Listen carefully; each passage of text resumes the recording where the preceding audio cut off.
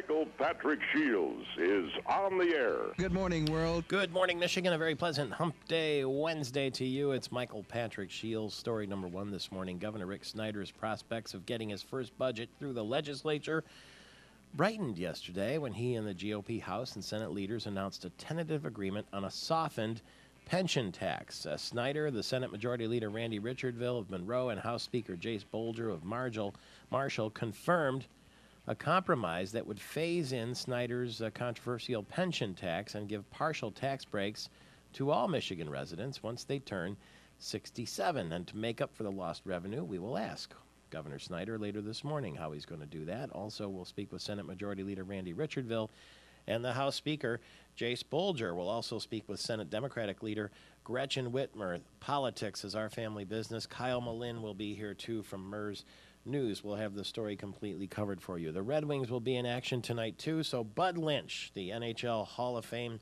announcer, will be with us, and we'll also speak later on in the program, get a preview with Dallas Drake, who played for the Red Wings and now lives in Traverse City.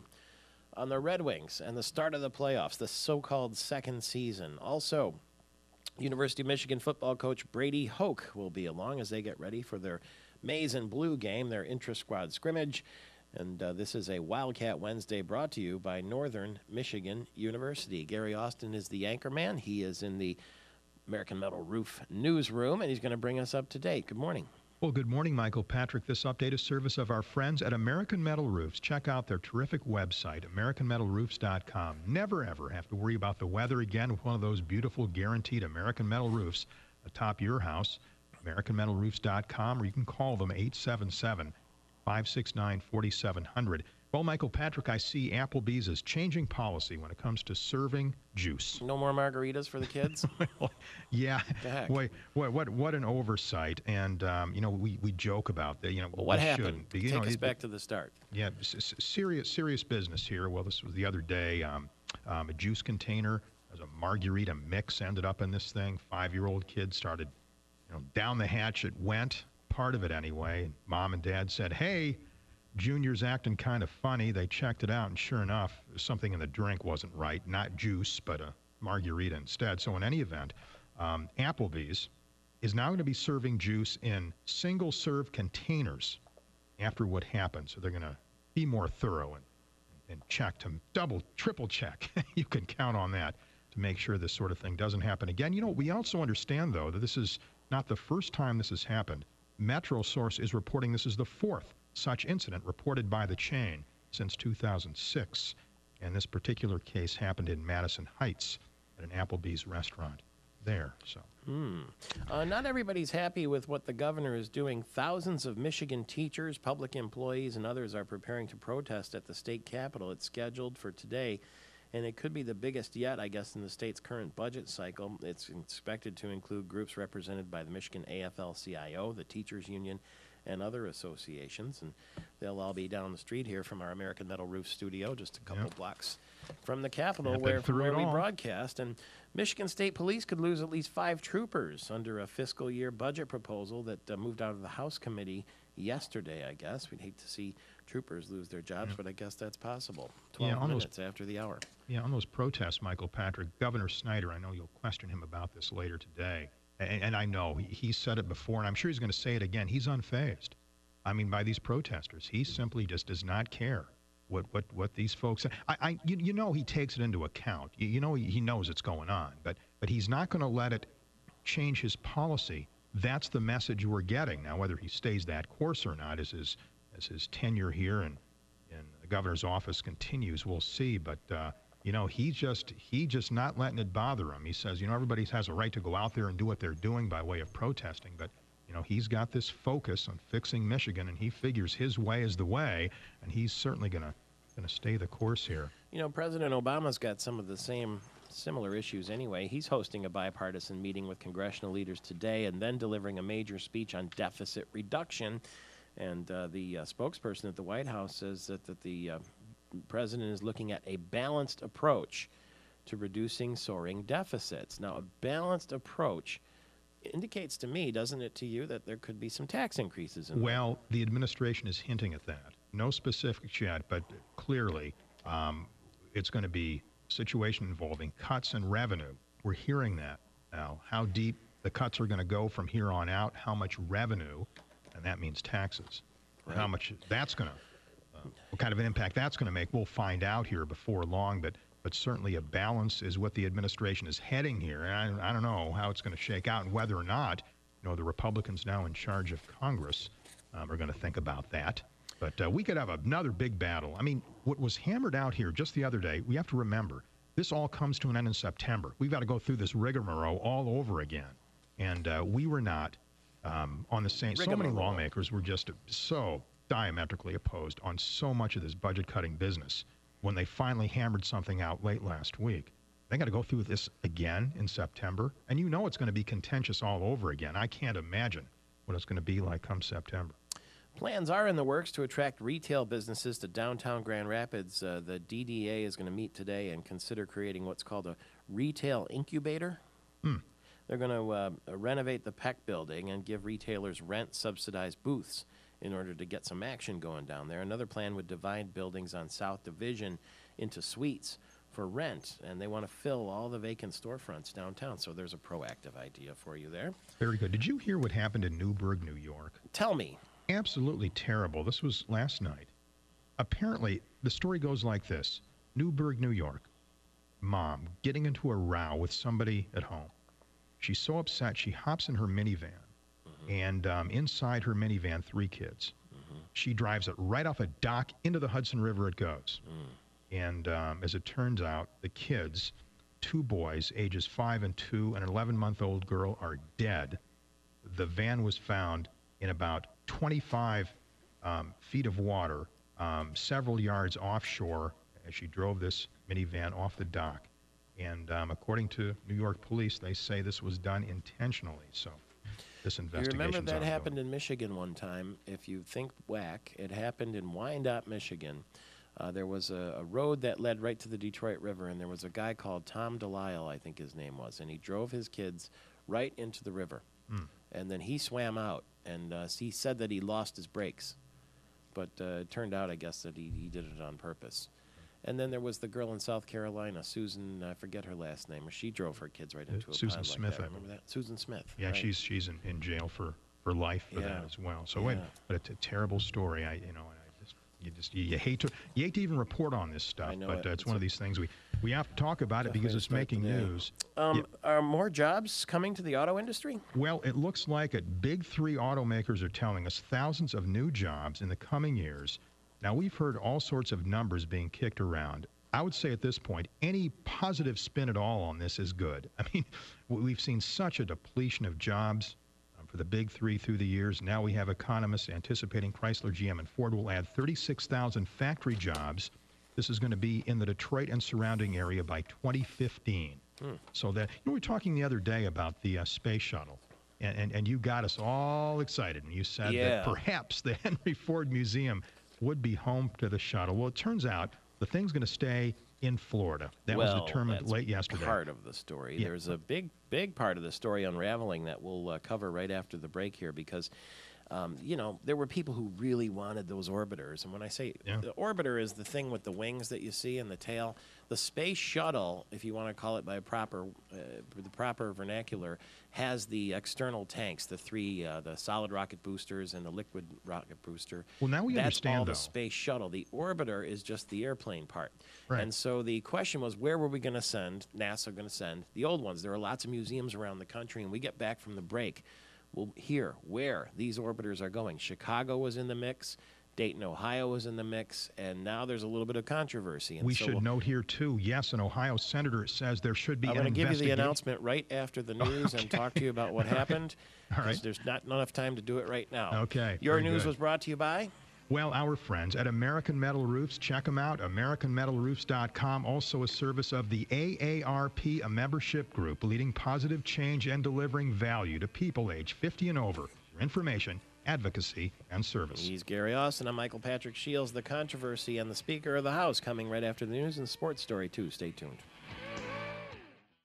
23 minutes after the hour, Michael Patrick Shields, heard all across the state of Michigan, and glad to have you with us this morning. According to this year's annual report by Wealth, it's published by City Private Bank, The new billionaires increasingly are likely to come from emerging countries like India and Russia and China as well. Facebook alone represents 6 of America's billionaires, including the youngest billionaire in the world. He's 26 years old, the co-founder, Dušan Moskovitz. Congratulations.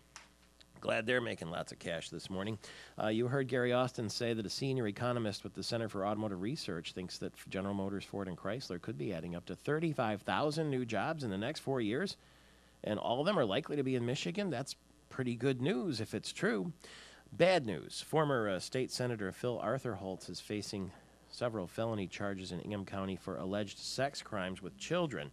He's 63 years old. The Republican served in the Senate from Muskegon County for 16 years before leaving office back in 1994. Arthur-Holtz is being held on a $150,000 bond on felony charges of accosting children for immoral purposes, gross indecency between males, interfering with witnesses, and 2 counts of enticing a female under the age of 16 for immoral purposes. He probably will be released from jail today with a GPS tether. In a somewhat related story, teens convicted of statutory rape for having consensual sex with their teenage partners are no longer going to be listed on the state's public sex offender registry list. That new legislation brings Michigan into compliance with the Adam Walsh Child Safety and Protection Act, implements a tiered system for reporting based on the seriousness of the offense. 24 minutes after the hour, University of Michigan coach Brady Hoke joins us later in the program. So too does Governor Rick Snyder, Senate Democratic leader Gretchen Whitmer, Bud Lynch, the Hockey Hall of Fame announcer from Detroit. The Red Wings are going to get the playoffs started tonight, and Dallas Drake, the former Red Wing, will join us as well. The Dow was down 118 yesterday. The S&P fell 10 points, and the NASDAQ lost 27 points. Speaking of big money, that's what everybody's talking about these days. The Oprah Winfrey Show is going out in a big way. 7-figure sums for advertisers for 30-second spots in the final episode of Oprah. $1 million if you want a 30-second spot in the final Oprah show. And some advertisers are going to pay more than that based on where their commercial is placed. May 25th is going to be the final show for Oprah. It's been in syndication since its debut in the mid-1980s. Now, I told you that the Space Shuttle program coming to an end. Only 2 launches left, and so there are a couple of orbiters, and by that I mean the space plane that goes up with the Space Shuttle, that are going to be sent to museums. And the question has been, where are they going to go? There are a lot of museums vying to have, as you can imagine, be pretty valuable. People would like to go inside a space shuttle, walk up close and touch it and that sort of thing. Emotions ran high yesterday at Cape Canaveral. The retirement homes for the space shuttle fleet were announced. It was NASA Administrator Charlie Bolden who nearly broke down during his speech. Take good care of our vehicles. They've served the nation well, and we at NASA have a deep and abiding relationship and love affair with them that's hard to put into words. Yeah, the Kennedy Space Center workers cheered when they heard, for instance, the shuttle Atlantis is going to stay right in Florida. That's the best news they've had because the retirement of the space shuttle fleet is going to lead to thousands of layoffs. Meanwhile, work continues toward the final launch of the Endeavour, set for April 29th. Bolden became emotional saluting the NASA employees who've been flying the space shuttles for 30 years. You've done an incredible job. You should feel incredibly proud. I know I do. And the workers had a lot to say, too, before Bolden could finish the announcement that one of the shuttles is going to stay right there at Cape Canaveral. Here at the Kennedy Space Center, where every shuttle mission and so many other historic...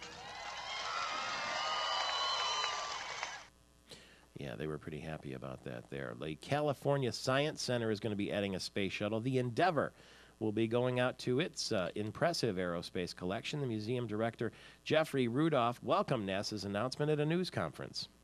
The Endeavour will provide an educational platform for the public to celebrate California's longtime leadership in science, technology, math, and engineering. Yeah, so the Endeavour will be in Los Angeles alongside other modules from the Mercury, Gemini, and Apollo missions.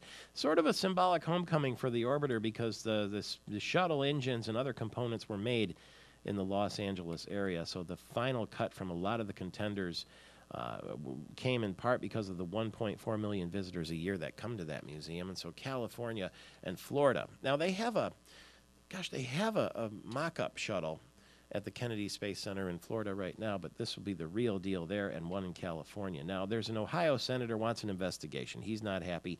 He wants to know how this selection process happened and to which museums are going to get the space shuttles. It's Sherrod Brown, and he's mad that Ohio was passed over as a permanent home for one of the orbiters, so he's calling for the General Accountability Office to have an investigation of the site selection process. He pushed hard to have one of the orbiters at the National Museum of the U.S. Air Force in Dayton. So the homes, as I said, for the fleet's retirement will be Washington, D.C., New York, Los Angeles, and the Kennedy Space Center in Florida. Those are the places that the shuttle will. Obviously, one's going to Washington to the Air and Space Museum, and then L.A. Kennedy Space Center in New York. He wants to know why Ohio didn't get one. And I guess I can see why. It would have been kind of interesting because they have the Neil Armstrong Museum there in Wapakoneta, not too far from Dayton, Ohio, and it would have been interesting to see. Well, after all, that was a historic moment, and so too was the Space Shuttle program for sure. So stay tuned to more details on whether or not that turns up anything or it's just sour grapes. It's 29 minutes after the hour. Michael Patrick Shields heard all across the state of Michigan. Pleased to be joined this morning by Jace Bolger, the Speaker of the House, the Republican from Marshall, Michigan. Good morning to you, sir. Good morning, Mike Patrick. How are you? Good. You know what? Everybody says we don't like political bickering. We want government to get things done. And yesterday there was, as I understand it, great progress in terms of cooperation. Is that true? There sure was. Yes, there was. There was a lot of listening that's been happening, listening to our constituents, listening to lawmakers, and that includes the governor listening to lawmakers. And so there were significant changes to his proposal, but there was work that was happening, especially over the last 2-week period, and a lot of progress announced yesterday. Tell us, if you will, about the meeting that I understand took place between yourself and the Senate Majority Leader Randy Richardville and the governor. That was a 3-person meeting, or were there others there too? We have staff that usually joins us, sure. Chief of Staff, so there's more than just 3. Mm-hmm. We also have 1 or 2 other legislators, and a lot of these meetings, and these are multiple meetings actually, our tax policy chair is there, as well as either the floor leader or my Speaker Pro Tem. So about 3 members, as well as from the House, as well as additional staff people. Is the tone of the meeting, look, Governor, we got your idea. We'd like to make it fly for you. Here's what we have to do to make it palatable to our voting representatives? The tone of the meeting is very much, how do we work together? It is, okay, what do you think? What do you think here? Okay, I've got a concern there. My members are concerned about this. We're hearing from the public about that. Okay, how do we get this done? How do we move forward? So it's very much not only a good meeting, not only a productive meeting, but a meeting where people are listening to each other. And really the question is not how do I get my way? The question is, okay, how do we work together? You know, a lot of people wondered how the governor was going to work together with the legislature. After all, he'd come from the business world, maybe wasn't used to some of the political horse trading that goes on. But you say yesterday he was, throughout the process anyway, amenable to adjusting his idea. I have found him that way. He was asked the question yesterday, how does it differ from being in business? And actually, I'm a small business owner myself, so he had more people to deal with in a large business and a small business. What attracted me to being a small business owner was you lived or died by what you decided, but you got to do what you decided to do. And I think he admitted yesterday that it is different. You've got a lot more people involved, a lot more people to consult. But I have not seen frustration from that. I have seen a determination, and I've seen a true attitude by the governor, by the Senate Majority Leader, and myself to all work together and make sure that it's all about accomplishments. So it's making sure that we provide accomplishments to our citizens, results, and nobody's finding any joy in posturing. Nobody is, and that happens sometimes in politics, nobody is down a road of how do I make sure that I get what I want. It's all instead, how do we make sure we deliver results for citizens? Was this pension tax idea, was that the thorniest issue that you'll have to iron out with the governor when it comes to the budget, you think? Was that the tough one? There are 2 big pieces that are very difficult that we hear from both our residents as well as the legislators because the residents are making sure that they hear that. One was the pension tax, and so there were a lot of adjustments made to the governor's proposal on the pension tax. I know he has stated publicly that he thinks it's the right thing to do to make sure that all income is treated the same. But we heard, and he uses fairness, but we heard from a lot of citizens who had very good points, I think, on 2 fronts. One is that it's it's tough to change the rules on somebody later. And second is you got to make sure that you take care of lower income individuals. So those were the highlights of the changes, of some grandfathering clauses, if you will, or to be probably fair, grandmother and grandfather clauses that make sure that people who are over 67 are not impacted, and make sure that there's an easing in for under 67, 60 to 67. So we heard that. We made sure that we focused on that and made those changes. But then on the budget side, we are certainly hearing a lot from parents and from schools about the school cuts. We're still working on that. We're working on the budget side. There are not easy decisions to make on any of these fronts, but what this is about is making sure that we turn Michigan around. We've got to make Michigan a better place. The answers from days past no longer work. They didn't work then. They were patchwork. They just they got us forward. They got continued on, but really made the underlying problem worse. There's a new attitude in Lansing to make sure that we get this fixed once and for all and put Michigan on a path for success. So is it fair to assume that this compromise is palatable for your Republican members of the House? They can vote on this and go back to their districts and face their constituents? Nothing is easy. However, I did talk to my caucus, and it really, the arrangement or deal that we're talking about yesterday comes from their input. It comes from the input from the committee process. In the House, Representative Gilbert introduced the governor's plan, and he held 11 hearings. He's the chair of the Tax Policy Committee. Held 11 hearings on the governor's plan. We had a lot of testimony. We heard from representatives from both sides of the aisle. And so it was out of that, as well as what the legislators heard from their constituents, what they heard from various meetings that they had, that those changes were proposed, and those were incorporated in what was announced yesterday. Thank you very much for taking the call so early this morning. We'll talk again soon, I'm sure. All right, always good to talk with you. Thanks a million. That's from Marshall, Michigan, the Republican. He's the Speaker of the House, Jace Bolger, on progress down the street here at the Capitol. We'll get both sides of the story, of course. Senator Randy Richardville will be here, Senate Democratic Leader Gretchen Whitmer, and the governor himself. Coming up later, it's Michael Patrick Shields. Big crowd yesterday at the Exchange Club. The Lansing Chamber of Commerce had one of its mixers, and I turned up there, and they had a nice crowd. A lot of people just really ready to be on with spring, and they showed up yesterday, talked business and all the rest. All excited, too. There's lots going on in the world of sports. For instance, we were all happy because the Tigers won their afternoon game yesterday. Miguel Cabrera singled through the left side with the bases loaded in the bottom of the ninth. Snapped a 4-all tie, and the Tigers get a 5-4 win over the Rangers at Comerica Park. He's having a really good season after all that controversy, isn't he? Miguel Cabrera. Jose Valverde gets the win. And tonight we've got the Tigers and the Texas Rangers, the rubber match of the three-game series. It's going to be this afternoon, in fact, and Texas is going to have Dave Bush on the mound. Max Scherzer, who's 2-0 for the Tigers so far, will be on the mound today trying to make it a perfect 3-0 this afternoon against the Texas Rangers. The Pistons are going to wrap up the season.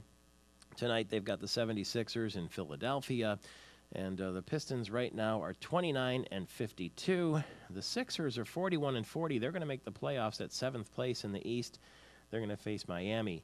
So one would think that Philly going to take it easy tonight because the game doesn't mean anything. The NFL is a lockout, but the Lions unveiled their 2011 preseason schedule yesterday. The Lions will begin the exhibition campaign at Ford Field against the Cincinnati Bengals. They always seem to play the Bengals in preseason. Then they're going to play at Cleveland, host New England in a nationally televised game, and then finish out at Buffalo. So kind of a snooze there, isn't it, for the preseason? It's bad enough that you have to play preseason games, let alone against boring teams. But, yeah, if you want to cheer for the Lions, one of these days, hopefully, if they change the schedule, we'll have less preseason games and more regular season games. If they go to 18 and maybe drop 2 of the preseason. The draft is coming up, too. It's all so weird because the NFL is in its labor problem right now. There might not even be a season next year, but they're going to have a draft, and they're going to put a schedule out and all that sort of thing. And let's hope we can sing the Lions fight song. And let's hope Matthew Stafford can stay healthy. Go Lions indeed. Go Wolverines in parts of our state if you're a fan of the maize and blue. The spring game is April 16th, Saturday. The gates open at 9 a.m. for a noon kickoff. It'll be on the Big Ten Network live, too. And you get to see the Wolverines. And a lot of those games are sold out, so you can't get in, but you can get into the spring game. And that'll be this weekend. We'll talk to University of Michigan head football coach Brady Hoke later this morning. Dallas Drake will get in touch with, too. Dallas Drake was drafted by the Red Wings back in 1989 after he won the national championship at Northern Michigan University. It's a Wildcat Wednesday brought to you by Northern Michigan University. So he was a national champion in college hockey and then went on to the Red Wings and won a couple of Stanley Cups. He was a tenacious skater and a tough customer in the corners, and he's on the other end of our line from Traverse City this morning. Good to talk to you again, Dallas Drake. Morning, guys. Is that the Dallas Drake theme song, Tony, that you're playing in the background there? There's no such thing. Oh, yes, there is. We know it. This is it, huh? Somebody wrote this song, and they played it on ABC, ESPN, and the NHL games.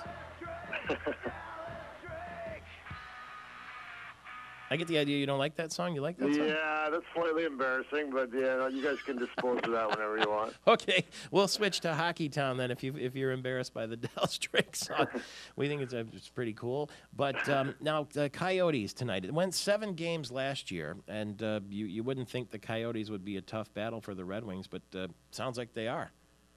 Yeah, they play. They're really good defensively, and I think Brizgalov and net is, he can be a difference maker and in a lot of ways win a series by himself. So that's the only really worry I got from the Red Wings standpoint is beating that goaltender right now. We're going to have to do it without Heinrich Zetterberg tonight too. He's going to miss at least tonight's game with that injured left knee, and then they don't play again until Saturday, so that'll give him a little bit of a rest. But let me know this: when you start the season, the second season, the playoff season, does it seem like a huge mountain to climb? Do you look that far ahead, or do you really take it, as the sports cliche says, game by game? Yeah, you really do. You take it a game at a time. I mean, I don't think anybody goes into it looking to get to the finals or looking down the line that far, because that's when you get yourselves in trouble. So you're usually focused on your opponent. That's one thing with the playoffs. You can really focus in on what they do really well and maybe some of their deficiencies. And I think that's why you see so many upsets usually in the first round, because the teams love to concentrate solely alone on one team, and they can take advantage of certain things. So, yeah, teams don't look too far down the line when it comes to playoffs. How much of a bummer is it to have to get on an airplane and fly to Phoenix? I mean, in the old days, you went to Toronto. That was about it. Now you got to go all the way across the country and back. Yeah, they enjoy the warm weather. I know that much. But, I think, Phoenix has been around long enough now that guys are pretty much used to that. But it's not a hockey crazy market, but they do what they come up in the playoffs, and they I don't know if they still do their white out. I know they did last year, and it's a pretty entertaining event when everybody puts a white shirt on and waves the white pom pom. So yeah, it can get pretty exciting there, and it come playoff time. Do you think that you and I will be talking in June, and the Red Wings will still be in the hunt? If they can stay healthy, I think I still think they're one of the top 2 teams in the West. Vancouver and San Jose obviously jump out at you too, but I'm not going to be surprised at all if there's an upset in the first round by one of the lower seeds, because the Western Conference has been so tight all year. But I think if Detroit can get Zetterberg back and stay healthy, and they can get Jimmy Howard playing the way he did like a lot of last year, I think they'll be a tough team to beat. Yes, their team definitely, I hope, makes it till June. You watch all the games? I do. I watch as many as I can. Sometimes you have to watch all of them when your kids are at hockey practice and all that, but I do make my best to watch all of them. Well, thanks a million for being in Traverse City and taking the call so early. It's the playoff season. It's always great to talk to you, Dallas Drake. All right, my pleasure, guys. Thanks for having me. See you soon. It's Dallas Drake in Traverse City on a Wildcat Wednesday, brought to you by Northern Michigan University. The voice of politics, Kyle Malin from MERS News. You can find him at mersnews.com. That's MIRS News.com if you want to subscribe and get the inside on what's going on in politics in Michigan. And he's with us here in our American Metal Roof studio in the Gillespie Group Stadium District building, right down the street from the Capitol, in fact, where all the action happened yesterday, I think, and is still going on. Sometimes we get too inside on some of these political stories. Can you tell us the who, what, when, where, and why, the nuts and bolts of what happened yesterday? Well, the Speaker of the House, Jace Bolger, and Senate Majority Leader Randy Richardville have been meeting with Governor Rick Snyder to try and come to some kind of compromise on what to do with the so-called pension tax. And they've been meeting, during the spring break here, and have come to an agreement on how they can frame the so-called pension tax in a way that they believe it will pass both houses of the legislature. That agreement has been huge, because so far the pension tax has been the big stumbling block on getting Governor Snyder's budget and tax reform package through the House and Senate. So the governor surprised a lot of people by saying, hey, I think we should tax pensions. And everybody said, wait a minute, we were counting on that money. Nobody told us we were going to have to pay tax on it, right? Oh, yeah. And then I don't want to say rank and file, but the Senate Majority Leader and the Speaker of the House and everybody who has to vote on it in both houses of the legislature said, I can't go to my constituents and tell them I'm going to be taking money out of their retirement, right? Oh, that's right. So that was what happened, and how did they compromise? Well, what they did is they said if you're currently collecting a pension and you're 67 years of age and older, we're still going to make you exempt from having to get that exemption on your income tax. But if you're between the ages of 66 and 61, we're going to do it in a phased-in way. And the formula wasn't exactly released because it's a little complicated. We're not going to get into it. And then if you're under 61 years of age... Make plans. Yeah. You know, the 4.35% income tax rate that everybody pays, you will be paying that on your income tax return next year. Not the current year, but next year. So it give you time to plan ahead. Yeah, exactly. So the financial planners will be the ones sharpening their pencils to figure things out today. Exactly. Who wins and who loses? Well, I think the Senate and the House both win. I think in particular the Senate wins because the Senate Republicans were the ones who first said, hey, wait a minute, we don't want to tax senior citizens in order to balance the budget. Because what they're doing is they're creating a big tax cut for businesses. Rick Snyder's big plan is if we go ahead and we eliminate our current business tax and make it a lot simpler and a lot lower, then we can bring business into the state of Michigan. But if we, but in order to compensate on the state level, in order to balance our books, we're going to eliminate a ton of exemptions on the income tax. So individuals are paying more, so businesses pay less. Now, the Democrats have a philosophical problem with that, but the Senate Republicans had a problem with, geez, you know, there's a lot of senior citizen voters, and a lot of them put us into office. It makes us a little uncomfortable. So they won in the sense that the big tax that the governor had talked about right from the outset got scaled back. And so they walk away with a little bit of a victory in that they were able to scale that back for senior citizens. That will the graduated version now is going to result in less revenue, though, right? It will. So what they're going to end up doing is make more cuts to the budget, and they're going to keep the current income tax rate, which is 4.35. Originally, under the governor's plan, it was going to be reduced to 4.25. So that's one of the changes that was made. And they're also going to do some other minor technical changes to try and make up that $600 million that's going to be lost. The fact that there'll be less revenue means it's almost like sounds like a shell game. It's like we're going to position this here, and then we're going to put something over there, and come up with a soup that works. And in the end, that's what it is. You got to keep in mind, though, that most of what they're going to agree to is what Governor Snyder proposed back in February anyway. You know, the pension tax was a small part of it, but there is a lot bigger piece to his tax reform plan. And the fact is that he is eliminating the Michigan business tax. He is creating a 6% corporate income tax. Businesses will pay significantly lower amounts next year than they are doing right now. So Snyder, in the end, comes out a big winner, and he also looks like the big compromiser. I mean, last year with the gang of Governor Granholm and Mike Bishop and friends, it seemed like we were waiting until October or September to come to these agreements, and we were on the verge of government shutdown. Here they made the agreement in, mid-April. I mean, that's kind of amazing. Maybe they're going to be able to make their goal. June. June 1. That would just be amazing. Was this the biggest fight, this pension tax? Was it the biggest fight of the deal? Yeah, most definitely it was. I think the rest of the cuts in the budget, nobody else is talking about any of the other cuts in the budget seriously. Obviously, the school lobby is very excited about the cuts to education and using the school aid pot of money to fund higher education and community colleges. But at the end of the day, I think the Republicans can do it, even though we're going to have that big rally today in front of the Capitol from the unions. Supposed to be a lot of people down there this afternoon. Well, they're predicting now. The unions think they can get 10,000 people down there. The facilities people say, you can always take that number, cut it in half, but still, 5,000 people, if they can manage that, is still a lot of folks. And we'll see what happens, and it'll be covered, of course, in MERS News, MIRS News. Thanks for being with us so early. Hey, my pleasure. Thanks, Michael Patrick. Kyle Malin always straightens it out, makes it simple, and goes behind the scenes for us here. We are in our Gillespie Group Stadium District building, just a couple blocks from where that rally will happen later today in the American Metal Roof studio. It's Michael Patrick Shields, Michigan coach Brady Hoke, later Governor Snyder, too, Randy Richardville, and Bud Lynch right after the news. Good morning, Michigan. A very pleasant, Wednesday? Wednesday to you. It's hump day already, and there was lots of work already done at the Capitol yesterday. Governor Rick Snyder's prospects of getting his first budget through the legislature brightened because he and the GOP House and Senate leaders announced a tentative agreement on a softened version of the pension tax. And Jace Bolger, the Speaker of the House, the Republican from Marshall, was with us a little bit earlier this morning, and the question to him is, how did we get to this point? How did we, in fact, get the governor to sit down and chat and talk and revise his idea? So there was a lot of listening that's been happening, listening to our constituents, listening to lawmakers, and that includes the governor listening to lawmakers. And so there were significant changes to his proposal, but there was work that was happening, especially over the last 2-week period, and a lot of progress announced yesterday.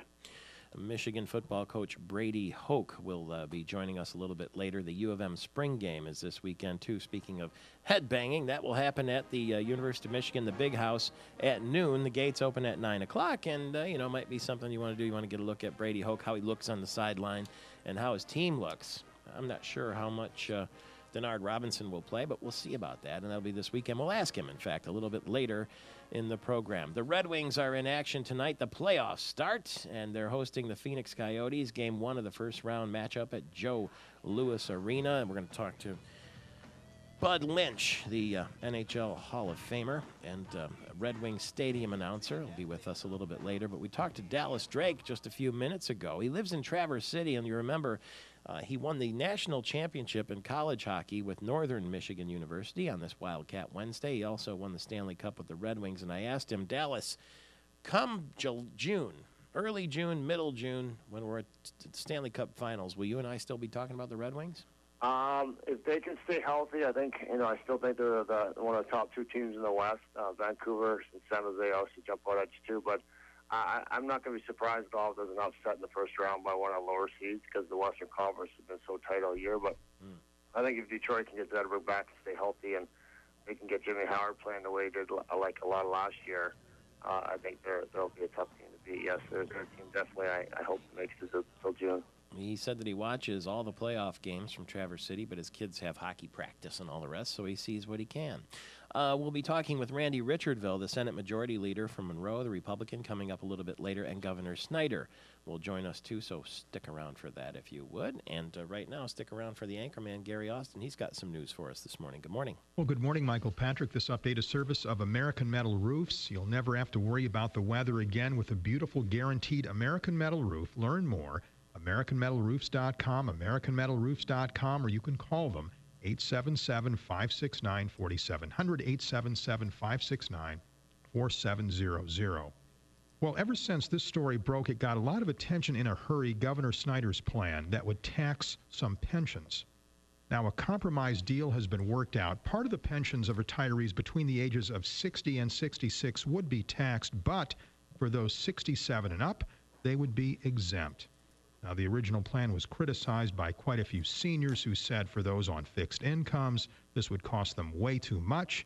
The plan, as it was first drawn up, was designed to bring in $900 million to the state. Now, this revised version will result in about a third of that. And I would guess, Michael Patrick, a big reason why the governor decided to go this route. He figured maybe the original plan was too ambitious, and he figured better back off. Better to get a little bit of something's better than a lot of nothing. We'll ask him later in the program when we talk to him. Also, Senate Democratic leader Gretchen Whitmer from East Lansing will be with us, too, with her reaction to this. Now, I talked to a very well-known, high-powered lobbyist yesterday. I was at a function down at the Exchange Club, right around the corner from the Capitol there. And it was a Lansing Chamber event. And this lobbyist, well, there were a lot of lobbyists and a lot of people there because Senator Roger Kahn was having a fundraiser upstairs. And this particular lobbyist said to me, this action today, this compromise means that Governor Snyder is going to get his budget as he presented it. that this was the sticking point. And once they get past this, clear sailing is what he said. Will there be a space shuttle? Now, when we talk about the space shuttle, the orbiter is the plane. The space shuttle is the orbiter and the rockets, the solid rocket boosters, and the big external tanks. But the orbiter, these things are done flying. There's 2 more launches. And the question is, where were they going to go? Yesterday, the answer was announced. There were museums all across the country, including in Chicago and just to the south of us in Ohio, who wanted to have one of the orbiters on display. The announcement was made yesterday at Kennedy Space Center where the space planes, so-called space shuttles, were going to go. And Rory O'Neill has the report. The shuttle workforce facing imminent layoffs wouldn't even let NASA Administrator Charlie Bolden finish his announcement. Here at the Kennedy Space Center, where every shuttle mission and so many other historic... But their joy was mixed with Bolden's sorrow as the 4-time astronaut had a message for the future shuttle sites. Take good care of our vehicles. They've served the nation well, and we at NASA have a deep and abiding relationship and love affair with them that's hard to put into words. But Bolden told the workers, stay focused. There are 2 more launches before the fleet retires. Rory O'Neill at the Kennedy Space Center. So Discovery is going to go to the National Air and Space Museum just outside Washington, D.C. There's an Enterprise shuttle there. That's going to be moved to the Intrepid Sea, Air, and Space Museum in New York. Endeavour is going to go to the California Science Center in Los Angeles as soon as it gets back from its final flight in a couple of weeks. And Atlantis is going to stay at the Kennedy Space Center. That's where the space shuttles are going to go, and that's the skinny on that. Now, there is a Ohio, a member of Congress, who's a little upset. He obviously wanted one of these space shuttles in Ohio at the Dayton Museum there, and he wants everybody to look into exactly how this decision process was made. Sour grapes, or does he have a case? I guess we'll see as we move down the road. Yeah, you could, Sherrod Brown out of Ohio, you kind of say as the lawmaker that wants to launch this investigation. I had a feeling, that whoever ended up not getting it, that there were going to be some folks who are going to be upset as to how NASA, a government agency. How did they go about it? Yeah, and you money gotta was figure, involved. You can be sure of that. And you got to figure, could politics somehow have worked its way in too? I think it's kind of odd to keep one at Kennedy Space Center because they already have a replica there at their. They have like a little, not amusement park, but they have a museum park there, and they have a space shuttle. What do you call it? When you get inside there, a simulator. And they have a big one right next to it, and people already get to see that. You'd think maybe they would have put it somewhere else because it's kind of redundant. Yeah. But nevertheless, that's what they've decided to do, and so we don't get one at the Henry Ford Museum in Greenfield Village. And you were a big proponent of that. So sadly, it's funny. You got a Wright Brothers plane, right, and the cycle shop where the Wright brothers invented the airplane, and then right the next space to that, shuttle. a spaceship. Now would that have been too jarring, too harsh? No, I think it would complete the cycle. Wouldn't you? I mean, the old-fashioned train going around, and then you got the Wright brothers, and then you got the Edison lab right there too, and the old building that was the headquarters of the Ford Motor Company, the little building there where they came out with the Model T, and then right smack there, a space shuttle. You could say that clearly the Henry Ford. I mean, the Henry Ford Museum's got it all now, but this would really mean. I think it would have been. The museum has it all. This story getting a lot of attention here too. One-time state lawmaker. State Senator Phil Arthur-Holtz is facing a number of felony charges in Ingham County for alleged sex crimes with kids. He's 63. He's a Republican. He served in the Senate from Muskegon County for 16 years before leaving office in '94. He's being held now on $150,000 bond on felony charges of accosting kids for immoral purposes, gross indecency between males, interfering with witnesses, and 2 counts of enticing a female under the age of 16 for immoral purposes. Those are the allegations. The one-time state senator is expected to be released from jail today with a GPS tether. And in other news here, we've got a new study out, and it says quite a few new jobs can be had in the auto industry. Really? How about that? GM, Ford, and Chrysler over the next 4 years, about 35,000. Any chance they'll be here in Michigan? Yes, the lion's share, 67% right here, according to this analyst, Sean McCalladon. He's with the Center for Automotive Research. And, well, that's good news. The Free Press reports jobs to the good. Yes. Yeah, that's true. You're telling us something good. It's true, especially. We like it when you tell us something good. Don't you just love that? Love it. Especially when we note over the last 10 years or so, 230,000 jobs were gone. in the auto industry. Our so phone lines this are is good open if news. you want to tell us something good at 888-900-9966. Gary's telling us maybe 35,000 jobs added to the auto business. Tell us something good right now at 888-900-9966.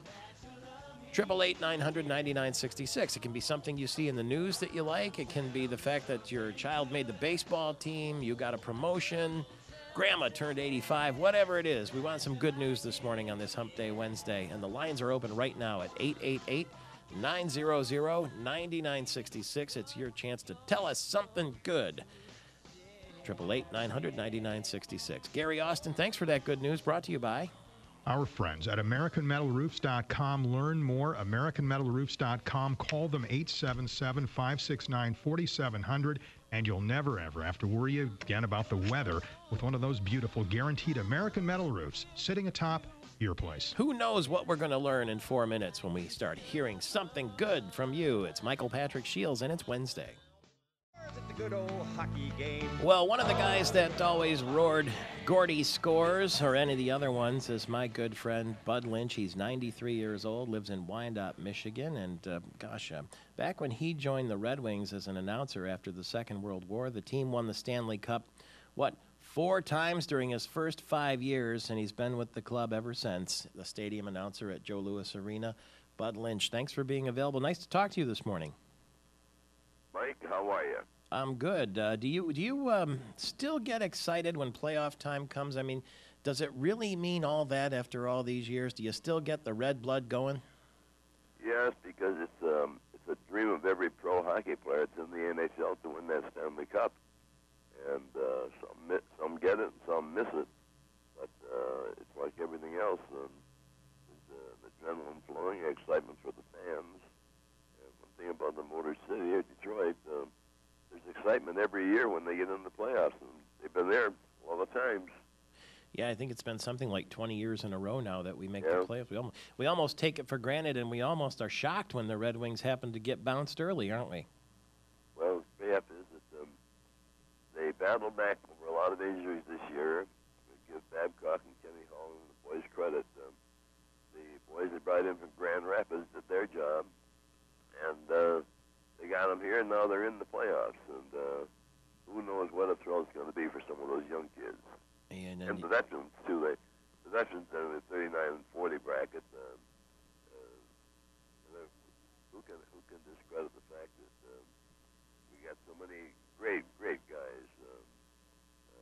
Lindstrom, the captain, 4 Stanley Cups to his credit, 6 Norris trophies. What a leader, and that's what a team needs. Team spirit and a leader. Well, nobody on that team, on that ice, or anywhere in that building has more Stanley Cup rings than you do, Bud Lynch. So, well, I've been lucky. I came over from the Windsor Spitfires in 1949, and they won the Stanley Cup the first year. Yeah. And what a way to start your career in the States. You're going to have to start putting them on your toes if they win another one this year, and I hope that's the case for you. And you got to get through the first round, and because these other teams that are down further in the standings, they like to peck away at the team is up and top. Mm-hmm. And you just don't want any more injuries right now. It'll be interesting, and I sure hope that we're still in the hockey season in May rather than playing golf too early. I couldn't agree with you more. Golf's a good consolation, but let's do it with the Stanley Cup on the back of the cart. Bud Lynch, one of the great members of Grosse Ile Country Club, but an NHL Hall of Famer and a good friend. God bless you, Butch. Bud, enjoy the game tonight and feel good. Congressman Mike Rogers, the Republican from Brighton from the House Intelligence Committee on the other end of our line. Thanks for being available this morning. Congressman Rogers, can you hear me? Oh, now I can. Hey, how you doing, Michael? Very good, sir. How come we didn't get a space shuttle for the Greenfield Village? Wouldn't that have been cool? That would have been awesome to get a space shuttle. The problem with this notion is that the president's pretty much getting us out of the space shuttle business, so the odds of us getting one are getting worse by the day. But maybe you could ask the Russians if they would send theirs, for which they're charging us $63 million for every ride on the space shuttle. Boy, Yeah. you sure got me set off this morning, Michael. That's the scary part. We have 2 more shuttle missions, and yesterday they announced where the old orbiters are going to go. And I just thought, can you imagine having the Wright Brothers cycle shop where they invented the airplane, and then maybe Edison's lab, and right in the middle just plop one of those orbiters right there? Would that be too It harsh? would be fantastic. The problem is we shouldn't be out of the business. We should have an opportunity to get one in the future. When the president cut this deal to get out of the space shuttle business, the Russians said that they would charge $20 million a ride. Then it went up to about 43, and now it's at about 60, close to $63 million per ride. Guess what that price is going to be when we don't have shuttles to go up anymore? Gee, it's going to be... This is just a travesty when it talks about innovation. Why we would cede the high ground, which is space, to people who don't have kind intentions to us, I just think is crazy. And all of the jobs that go with it. 7,000 jobs in Florida gone. Yeah. I don't know why you got me on my soapbox this morning, Michael. I just think this is a huge, huge mistake, and we're going to try in Congress to turn this thing around. But it's just unbelievable that we're doing this. It's hard to imagine that if the United States of America needs to put a man in space, we have to go to the Russians to do it. And pay them to do it. And by the way, so all the new innovation and all the, remember the microwave oven and toothpaste in the tube and all the computers, all of the things that came out of our space program, we're just going to hand over to the Russians. So the next generation of great technology will be theirs and the Chinese and others, and we're just going to get out of it. It makes no sense to me. I mean, that is a great way to make America the most mediocre country in the world in a hurry. And it's just maddening to me that we would let this happen. We've got to change this, and we've got to change it soon. Well, it was a very emotional day yesterday at the Kennedy Space Center when the emotions were running very high. The NASA administrator, Charlie Bolden, broke down when he gave this farewell speech. Here's what he said. Take good care of our vehicles. They've served the nation well, and we at NASA have a deep and abiding relationship and love affair with them that's hard to put into words. Hard to put into words as those orbiters now will go.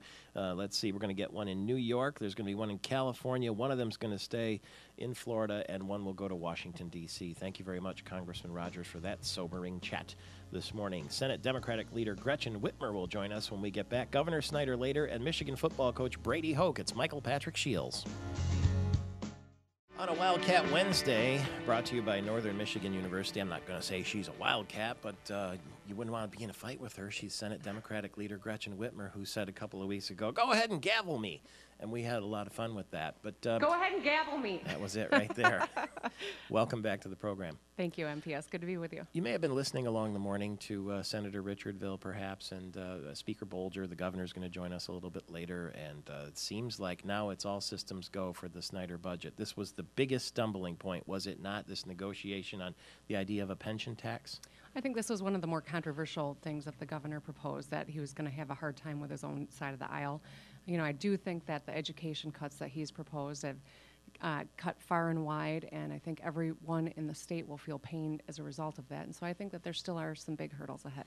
Yeah, we spoke to the president of Eastern Michigan University yesterday, and she said that she'd been as creative as she possibly could be in holding the line and not raising the rate of tuition. And as a result, she got a 20% cut heading her way. Right. I mean, we ask people to do the responsible thing, and then we punish them for that. And that's counterintuitive, especially when we know investment in education pays off. There are metrics that show that establish that those are investments that really will help the state move forward, and those are things that we need to do, particularly in K-12, which is the governor's proposing to take $900 million out of the school aid fund so he can pay for the big tax break that he wants to give to business and leave our schools in a lurch. 150 will go bankrupt immediately if that happens. So we can't afford to go down that road and think that we're going to have a long-term solution for Michigan. But this is not an emotional plea you're making for education. It's a measured one. Absolutely. I mean, we know there's study after study that shows smaller class size, investment in early childhood education pays off down the road. And so we can't afford to say that we can move the state of Michigan forward if we leave our kids behind. Possibly 10,000, maybe 5,000, but thousands of people are going to be on the lawn today trying to make that case, are they not, at the Capitol? Yes. And I asked Senator Richardville, do you pay attention to that kind of feedback? And he said, of course I do. I presume it's the same for you. Oh, absolutely. And I think Does that, the governor, though? Oh, I hope so. You know, I think that he's maybe a numbers guy, as he, says over and over again. But at the end of the day, a budget is not just a balance sheet. It's a statement of values. And as the Catholic Conference sent a letter to all of our offices, it's a statement of moral values. And this is something that reflects who we are in Michigan, what our vision is, and whether or not what our priorities are. No business is going to come to the state of Michigan just based on our tax code. If they can't move goods down the road, if the police and fire don't show up when they have an emergency, and if they don't have educated employees who've got great schools for their kids. So it's a combination of solutions that will address the very complicated problem of how do we move our state forward. As the Senate Democratic leader, was it encouraging to you that the governor was willing to come up with a compromise on the pension tax, and does that signal that he may be willing to compromise on other things? Perhaps, I'm going to watch and see how this plays out. I mean, unfortunately, despite all the talk of working bipartisanly, I haven't talked to the governor in over a month. Oh. I've reached out to him and not gotten responses, and have read some remarks in the newspaper that make me wonder how serious he is about working bipartisanly. I do think that Michigan's not a red state or a blue state, despite what happened in the last election. We're a state that is looking for real leadership and people to work together, and I would like to find that common ground. I'm reaching out, but we don't have another meeting scheduled till the end of May, and as you know, they're trying to get everything done by then. Yeah. Do you, when you now speak to the senior citizens in your district and they ask you about this pension tax deal, can you look them in the eye and say, well, it's not that bad? No, I'm not willing to do that. I think that there are a lot of people in my district who are willing to, contribute more and actually share in the sacrifice, so long as they know that it's going for something meaningful, not just to fund a business tax break. I've had people call my office and say, if you want to tax my pension, that's okay by them individually, as long as it's going for education or senior programming or something that they can see, that they know that they're making an investment in. If it's just going into the general fund to, give tax breaks to business, people don't want to do that. Do you think there are Republicans who see your case, who are not comfortable with this graduated pension tax? Well, I know that a number of Republicans drew a line in the sand on the pension tax. Whether or not this new tiered, complicated system makes it easier for them, I'm not sure. The Senate Majority Leader Richardville, he said he's solidly behind it. Doesn't that send a signal that he must know that they're following in line, or he wouldn't hang himself out there like that, would he? He may have 20 out of 26 of his members, I don't know. But at this juncture, so long as the pension tax goes to fund a business tax break, they'll have to do it on their own votes, I think. Okay, what's on your agenda today? Well, we'll get as you said, the labor rally coming down, and will you be speaking or mixing around down there? I'll be at the Capitol, and I'll be mixing around, but I don't know that I'm on the rostrum. Okay. Thank you very much for being with us this morning. You're on our rostrum anytime you want. Thank you, MPS. Good to see you. Senate Democratic Leader Gretchen Whitmer on the so-called compromise yesterday. We'll talk with Governor Snyder coming up in about 10 minutes. Michigan football coach Brady Hoke will join us next hour, too, and you can find us and listen to these interviews again, if you like, at MichiganTalkNetwork.com. Everything is there, podcasted for you. You can find us on YouTube, Facebook. You want us, you got us, whether it's on television or on the radio all across the state of Michigan. TV viewers, we'll be with you tomorrow morning. Radio listeners, stay right where you are for Governor Snyder and Brady Hoke. If you're watching on Fox 47 in the Lansing market, you can switch over to AM 1240 on the radio and listen to the rest of this program. It's Michael Patrick Shields, back right after the news.